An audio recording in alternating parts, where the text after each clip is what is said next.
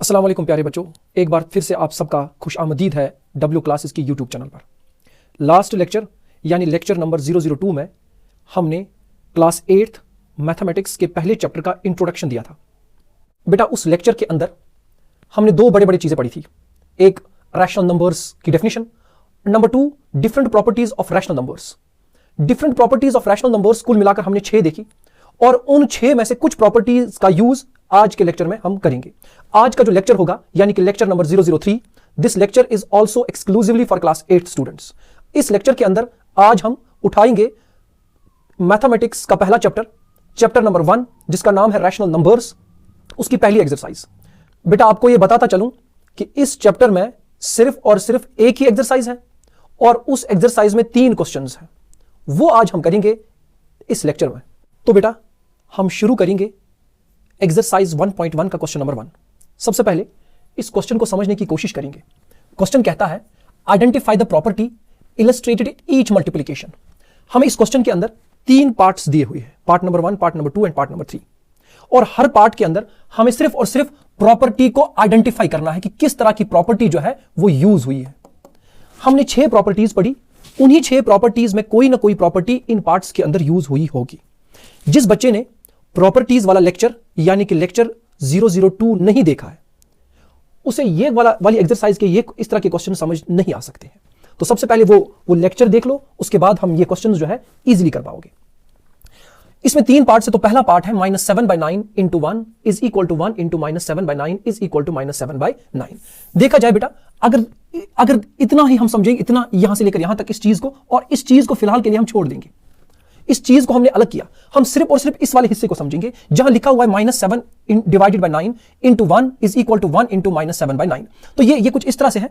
-7 divided by 9 एक rational number है, इसको हमने मल्टीप्लाई किया 1 से, इज इक्वल टू कह रहा है, इज इक्वल टू ये बराबर होगा 1 × -7/9 के। अगर आप इसमें चेक करेंगे तो यहां लिखा हुआ है -7/9 × 1।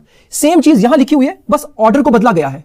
जो चीज यहां पहले थी उसको यहां बाद में लाया गया, जो चीज यहां बाद में थी उसको यहां पहले लाया गया। इस तरह की प्रॉपर्टी जो है वो कुछ इस तरह बनती है। इस तरह की प्रॉपर्टी जो है वो कुछ इस तरह बनेगी, a × b is equal to b × a। मतलब यहां जो प्रॉपर्टी यूज हुई है उसका अगर हम नटशेल देखेंगे, तो वो कुछ ये बनती है कि a × b is equal to b × a। और we know that from properties this property is known as commutative property. इस प्रॉपर्टी को बोला जाता है कम्यूटेटिव प्रॉपर्टी, या आप चाहो तो इसे कम्यूटेटिविटी भी बोल सकते हो। यहां commutative property of multiplication use हुई है कि अगर हम दो रैशनल नंबर्स को मल्टीप्लाई करेंगे, उसका जो रिजल्ट आएगा, फिर अगर उनका ऑर्डर चेंज करेंगे, ऑर्डर चेंज करने के बाद मल्टीप्लाई करेंगे तो वो रिजल्ट सेम रहेगा, रिजल्ट कभी बदलेगा नहीं। ये है। उसके बाद ये समझने के बाद अब हम तीनों चीजों को मिलाएंगे, तीनों चीजों को देख लेंगे, तीनों चीजों को देखेंगे। वो क्या है? ये कह रहा है -7 divided by 9 × 1 is equal to 1 × -7/9। ये तो हमने देखा, ये तो कम्यूटेटिव प्रॉपर्टी है कि यहां पर LHS is equal to RHS। जब इन दोनों का रिजल्ट निकालेंगे तो वो रिजल्ट निकलेगा -7/9 दोनों का, यानी कि -7/9 × 1 करेंगे तो आंसर रिजल्ट आएगा -7/9, और 1 × -7/9 करेंगे तो रिजल्ट सेम आएगा। यहां पर देखने वाली बात यह है कि अगर हम किसी भी नंबर को अगर हम 1 से मल्टीप्लाई करेंगे तो वो नंबर की वैल्यू वापस आ जाती है, या 1 को उस नंबर से मल्टीप्लाई करेंगे तो ये नंबर वापस आता है। इसको इस तरह में लिखो, इसको इस तरह समझो कि मैंने a का मल्टीप्लाई 1 के साथ किया। सर ये a है क्या? ये कोई रैशनल नंबर है। जब भी मैं किसी रैशनल नंबर का मल्टीप्लाई 1 से करता हूं तो वो रैशनल नंबर वापस आता है, रिजल्ट में वो रैशनल नंबर वापस आता है। यहां पर रोल ऑफ 1 देखा जाता है। रोल ऑफ 1 क्या करता है? 1 अगर किसी भी रैशनल नंबर को मल्टीप्लाई करेंगे तो वो रैशनल नंबर वापस आ जाता है, और इस तरह की प्रॉपर्टी को हम बोलते हैं मल्टीप्लिकेटिव आइडेंटिटी बोलते हैं। और यहां 1 ही मल्टीप्लिकेटिव आइडेंटिटी है। Here 1 is multiplicative identity। ये है role, this is role of 1, इसे कहते हैं रोल ऑफ 1। तो कुल मिलाकर देखा गया तो यहां पर 2 प्रॉपर्टीज यूज हुई है। नंबर 1, अगर सिर्फ हम ये देखेंगे तो यहां commutative property of multiplication use हुई है, तो इन दोनों का रिजल्ट जो है वो नंबर वापस आ रहा है, 1 के साथ मल्टीप्लाई करने से नंबर वापस आ रहा है, तो उसे कहते हैं मल्टीप्लिकेटिव आइडेंटिटी। तो ये था क्वेश्चन नंबर 1 का पहला part. Now second part same चीज आइडेंटिफाई करनी है, आइडेंटिटी को। नंबर 2 यहां प्रॉपर्टी को आइडेंटिफाई करना है। पार्ट नंबर 2 यहां है -15/23 × -4/11 इज इक्वल टू -4/11 × -15/23। अभी हमने पढ़ा कि हमने एक नंबर को मल्टीप्लाई किया दूसरे रैशनल नंबर से, एक रैशनल नंबर का मल्टीप्लाई दूसरे रैशनल नंबर से किया, फिर उसका RHS में ऑर्डर बदला, लेकिन था कौन सा ऑपरेशन? मल्टीप्लिकेशन वाला ऑपरेशन। ये तो सेम है, a × b is equal to b × a। यहां पर a है -15/23 और b बेटा है -4/11। यहां b हमने पहले रखा और a को हमने बाद में रखा, तो यहां पर LHS is always equal to RHS, but in case of multiplication, right. इस प्रॉपर्टी को भी हमने नाम दिया कम्यूटेटिव प्रॉपर्टी ऑफ मल्टीप्लिकेशंस। तो इस वाले पार्ट में भी कम्यूटेटिव प्रॉपर्टी इस्तेमाल हुई है, कम्यूटेटिव प्रॉपर्टी ऑफ मल्टीप्लिकेशंस इस्तेमाल हुई है, ये वाला part. Next third part -25/37 into 37/-25 is equal to 1। देखा जाए तो जो यहां न्यूमिनेटर में था दूसरे नंबर में वो डिनोमिनेटर में आया है, जो यहां न्यूमिनेटर में था वो यहां डिनोमिनेटर में आया है। मतलब जब हमने एक नंबर को पलटा दिया हो, पलट खाई हो उसने, यानी कि न्यूमिनेटर डिनोमिनेटर बना और डिनोमिनेटर न्यूमिनेटर बना, उसे कहते हैं रेसिप्रोकल, उसे कहते हैं बेटा रेसिप्रोकल। तो हमने क्या किया, हमने -25/37 को उसके रेसिप्रोकल से मल्टीप्लाई किया, तो आंसर आया 1। That's true. ये कुछ इस तरह से है कि आपके पास एक नंबर है a/b, मानो ये a/b, इसको मल्टीप्लाई करेंगे इसी के रेसिप्रोकल से, पलटी खाओ, इसको पलटी मारो, b/a बन जाएगा। तो ये न्यूमिनेटर वाला a और डिनोमिनेटर वाला a कटेंगे, b और b कटेंगे, तो आंसर आएगा 1।